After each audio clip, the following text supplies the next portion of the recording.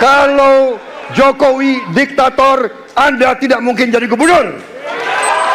Waktu habis, Bapak. Harap tenang. Bapak Prabowo. Belum pernah ditemukan pada debat-debat capres dimanapun di dunia ini. Ketika Anies Baswedan bicara, Pak Prabowo ini memonyong-monyongkan mulut. Dan juga habis bicara kayak seperti joget. Sampai ditegur oleh moderator. Mohon maaf ini. Untuk debat calon ketua RT saja, kalau ada calon ketua RT yang bersikap seperti ini, bagaimana pandangan rakyat? Ini calon presiden. Beliau sendiri menyampaikan bahwa tidak berada dalam kekuasaan membuat tidak bisa berbisnis, tidak bisa berusaha. Karena itu harus berada dalam kekuasaan. Kekuasaan lebih dari soal bisnis, kekuasaan lebih dari soal uang, kekuasaan soal kehormatan untuk menjalankan kedaulatan rakyat. Khususnya Capres Prabowo, umumnya ketiga capres kita ini mudah-mudahan bisa meneladani kepemimpinan Presiden ketiga kita ini, almarhum B.J. Habibie.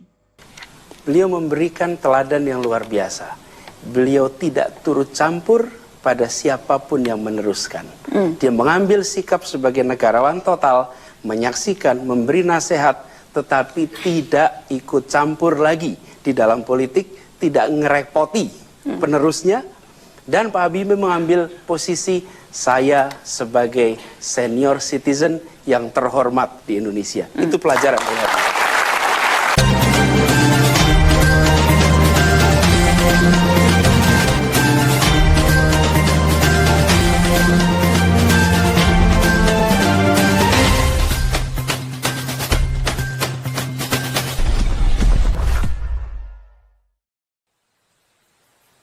Jangan lupa subscribe. Jangan lupa subscribe. Assalamualaikum warahmatullahi wabarakatuh.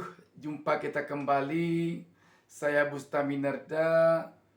Insya Allah mendoakan pemirsa selalu agar tetap mendapatkan keberkahan hidup dari Allah Subhanahu wa Ta'ala.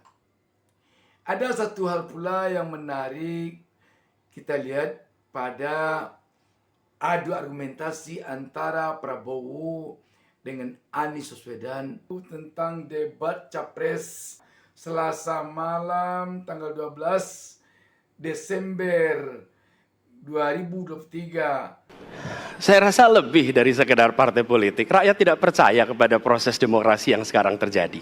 Itu jauh lebih luas dari sekedar partai politik. Ketika kita bicara demokrasi, minimal ada tiga. Minimal tiga nih. Satu adalah adanya kebebasan berbicara. Yang kedua, adanya oposisi yang bebas untuk mengkritik pemerintah dan menjadi penyeimbang pemerintah. Yang ketiga, adanya proses pemilu, proses pilpres yang netral, yang transparan, jujur, adil. Tiga. Dan kalau kita saksikan akhir-akhir ini, dua ini mengalami problem.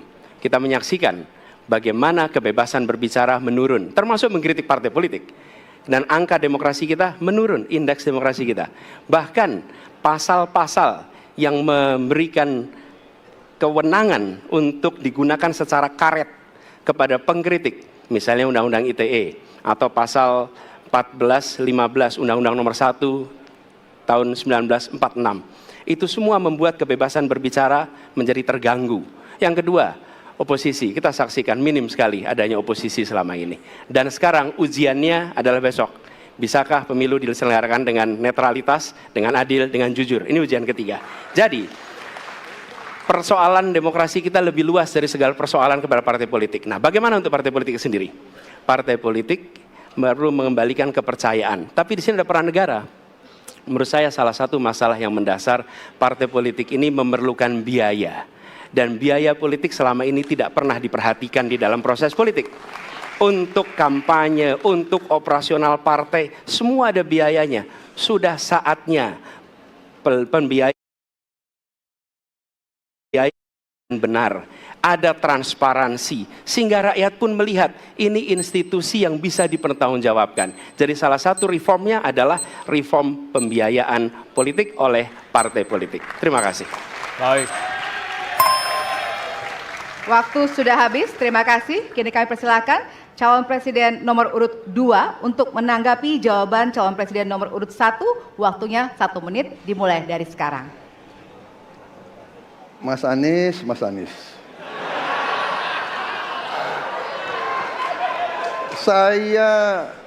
Saya berpendapat Mas Anies ini agak berlebihan. Mas Anies mengeluh tentang demokrasi ini dan itu dan ini. Mas Anies dipilih jadi gubernur DKI menghadapi pemerintah yang berkuasa. Saya yang mengusung Bapak.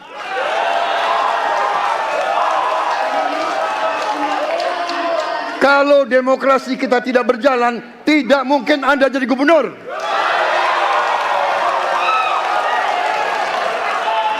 Kalau Jokowi diktator, Anda tidak mungkin jadi gubernur.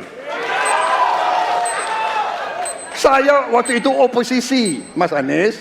Anda ke rumah saya, kita oposisi, Anda terpilih. Waktu habis, Bapak. Harap tenang. Bapak Prabowo. Baik, para pendukung, kami mohon untuk tenang, para pendukung. Para pendukung. Terima kasih.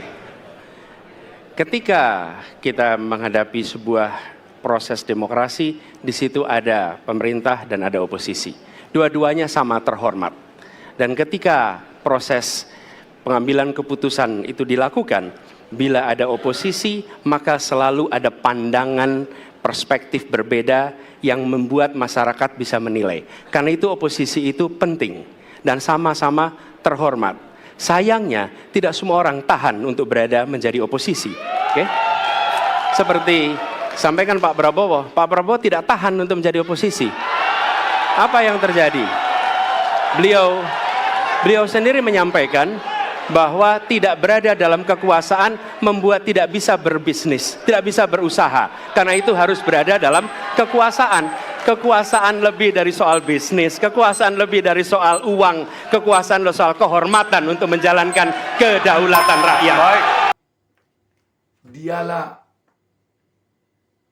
yang mencalonkan Anies melalui Partai Gerindra. Kalau Jokowi diktator katanya, maka Anies tidak akan jadi gubernur DKI. Dulu itu. Tetapi apakah benar? Pertama sekali yang harus kita pahami, ada dua partai dulu itu yang mencalonkan pasangan Anies Sandi. Anies Baswedan, Sandiaga Uno. Partai itu adalah Partai PKS dan Partai Gerindra. Kita tahu Anies tidak punya partai. Sandiaga Uno punya partai. Sandiaga Uno adalah dari Partai Gerindra. Jadi kalau demikian,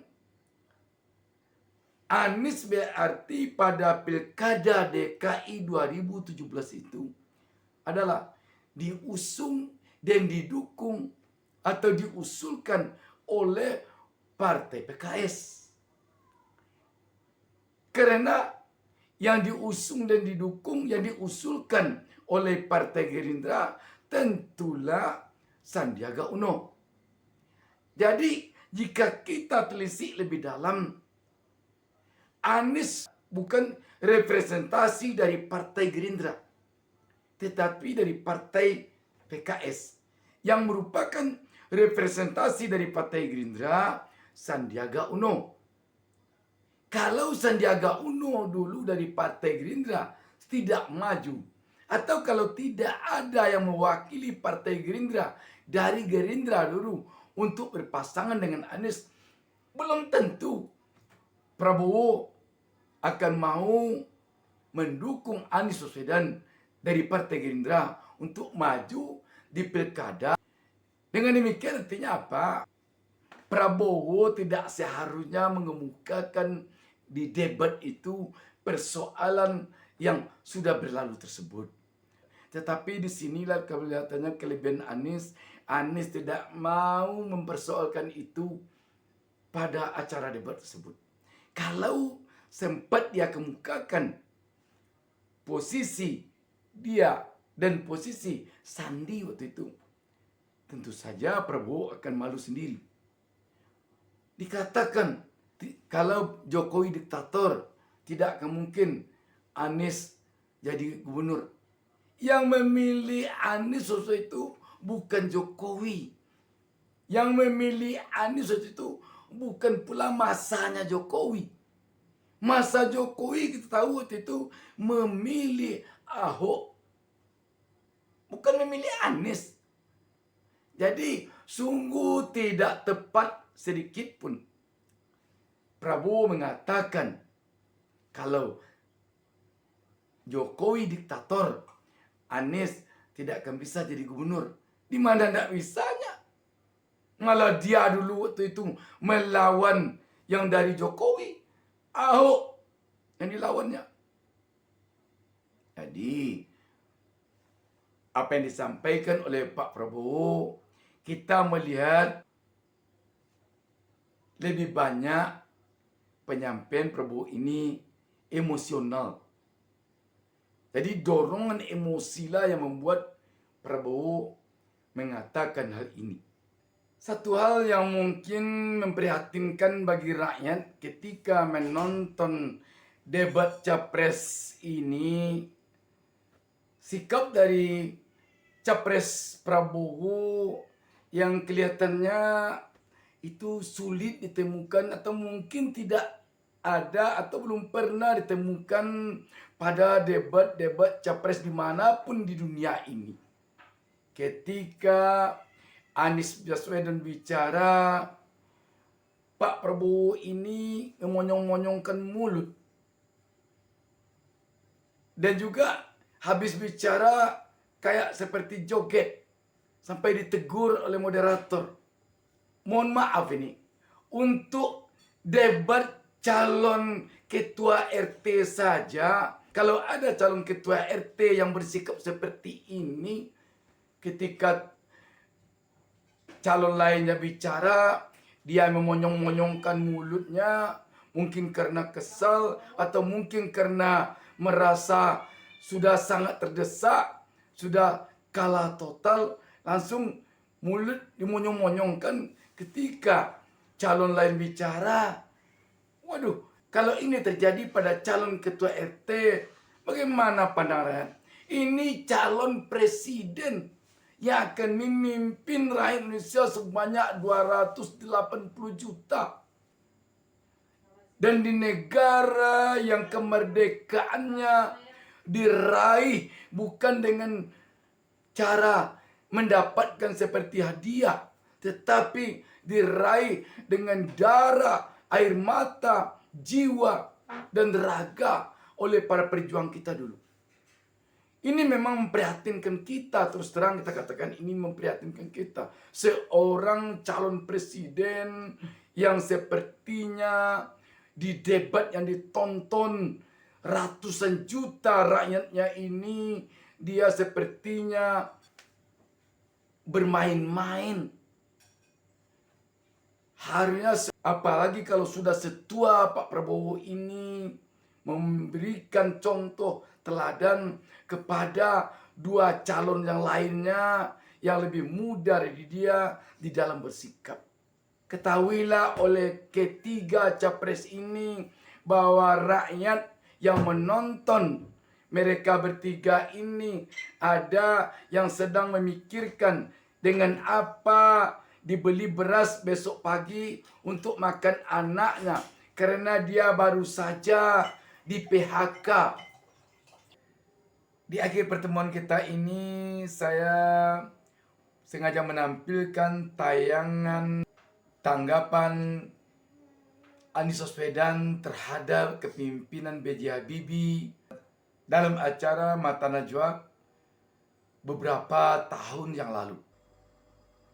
Khususnya Capres Prabowo, umumnya ketiga capres kita ini mudah-mudahan bisa meneladani kepemimpinan Presiden ketiga kita ini, almarhum B.J. Habibie.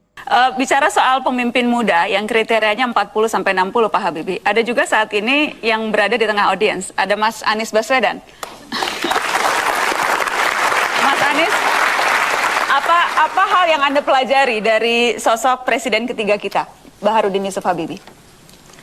Pak Habibie ini menjadi pemimpin di era transisi. Dan kalau kita lihat di banyak tempat di dunia, tidak banyak orang yang memimpin era transisi dan bisa menempatkan dirinya sebagai negarawan. Banyak yang dalam era transisi menyiapkan sistem yang memungkinkan dia berkuasa terus-menerus. Pak Habibie justru mendorong kita untuk melihat, ini contoh, ketika kesempatan itu ada untuk membentuk sistem yang menguntungkan, dia justru membuat sistem yang baik untuk semua. Ini contoh luar biasa. Lalu sesudah itu, Pak Habibie dalam waktu 517 hari era kepemimpinan itu menerbitkan lebih dari 57 undang-undang, 1 perpu. Ini adalah prestasi politik yang paling produktif di dalam kepemimpinan kita. Dan lalu itu semua fantastis dilakukan dengan semangat kenegarawanan, diakhiri ketika beliau selesai menjadi presiden. Beliau memberikan teladan yang luar biasa. Beliau tidak turut campur pada siapapun yang meneruskan. Dia mengambil sikap sebagai negarawan total, menyaksikan, memberi nasihat, tetapi tidak ikut campur lagi di dalam politik, tidak ngerepoti penerusnya.